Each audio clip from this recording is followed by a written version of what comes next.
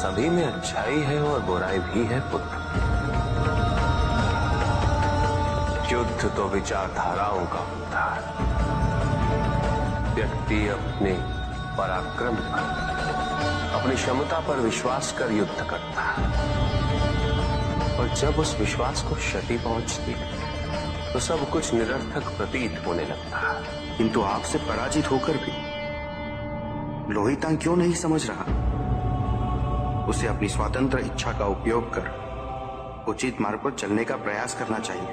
व्यक्ति अपने को खो दे समझती है, व्यक्ति अपने को समर्पित कर दे,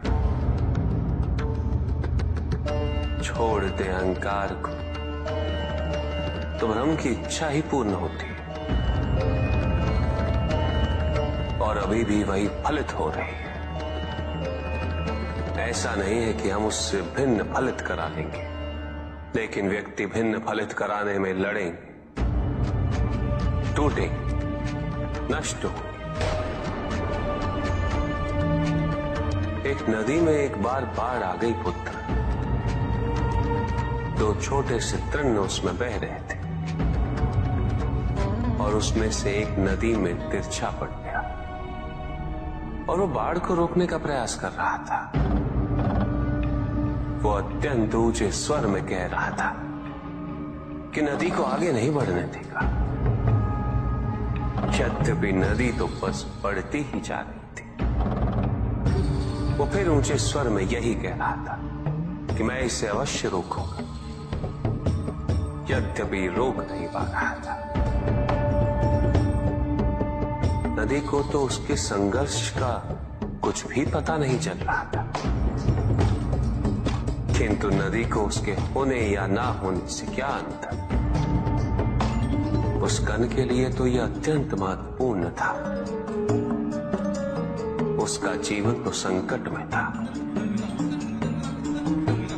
वो तो बस बहे जा रहा था। वो जहां भी पहुंचता, किंतु उससे पहुंचना तो संघर्ष करके ही था। किंतु ये बीच का क्षण, ये बीच का काल दुख, पीड़ा, द्वंद्वता का काल है। वहीं दूसरी ओर जो दूसरा तृण था, उसने अपने को समर्पित कर दिया। वो तो नदी में सीधा पड़ा हुआ था, नदी के प्रवाह के साथ साथ बहता जा रहा था, और उसे ऐसा प्रतीत हो रहा था जैसे कि वो नदी को दिशा दे रहा है, उसे प्रवाहित होने में सहायता कर रहा हो। वो तो ये निश्चय कर बैठा था कि नदी को समुद्र तक पहुंचाकर ही रहेगा, किंतु नदी को उसकी उपस्थिति का भी आभास नहीं था। नदी पर उन दोनों के होने या ना होने का कोई प्रभाव नहीं था। नदी तो बस बहे जा रही थी। ब्रह्म की इच्छा को जाना नहीं जा सकता, किंतु ब्रह्म के साथ एक अवश्य हुआ जा सकता, और तब व्यक्ति की अपनी इच्छा तो खो ही जाती है, केवल उसकी इच्छा ही शेष रह जाती है।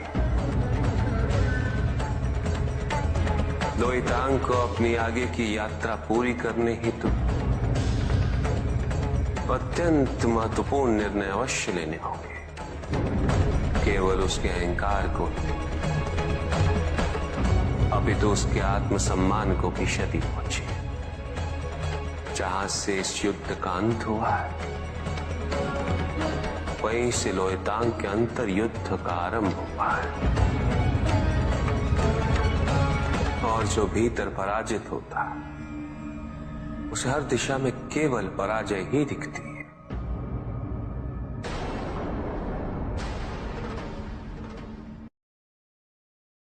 एक प्रश्न पूछ सकता हूं? अवश्य ऋषि कश्यप। जहां प्रश्न नहीं वहां जिज्ञासा नहीं, और जहां जिज्ञासा नहीं होती वहां ज्ञान की वृद्धि नहीं हो सकती। निसंकोच होकर पूछी। प्रभु, आप तो कालोपरी हैं, सर्वज्ञ हैं, त्रिकालदर्शी हैं। चारों ओर ये जो अज्ञान का अंधकार फैल रहा है, उसमें ज्ञान का मूल अर्थ कहीं ना कहीं खोता जा रहा। मेरा आपसे विनम्र निवेदन है प्रभु, किसी अन्य विषय पर चर्चा आरंभ करने से पूर्व हमारे और इस समस्त संसार के कल्याण और मार्गदर्शन हेतु आप ज्ञान की मूल परिभाषा से एक बार हमें पुनः अवगत करवाएं। ज्ञान और अज्ञान की परिभाषा को स्पष्ट रूप से समझने के लिए ज्ञान और अज्ञान की विशेषताओं का स्मरण करना आवश्यक है।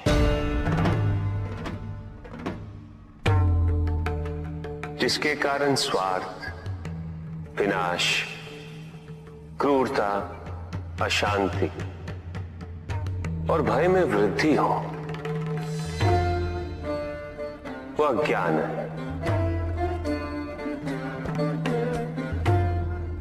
किंतु जो व्यक्ति को उदार, निर्भीक, सहनशील और विनम्र बनाए, वही ज्ञान है।